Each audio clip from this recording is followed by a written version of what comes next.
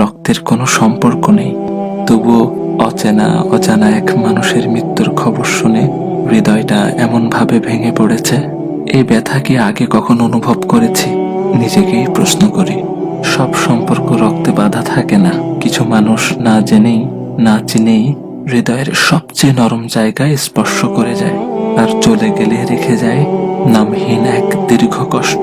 কেন জানি মনে হচ্ছে এই শোকটা শুধু তার চলে যাওয়ার নয়, এ যেন মানবতার এক নীরব অংশের বিদায়। চেনা ছিল না, কথা হয়নি কখনো, তবু তার অনুপস্থিতি হৃদয়ে গভীর শূন্যতা রেখে গেছে। একটা জিনিস খেয়াল করেছেন? আমার ভাই ওসমান হাদিকে গুলি করা হলো জুমার নামাজের পর, আর তিনি তার রবের ডাকে সাড়া দিয়ে চলে গেলেন জুমার রাতে।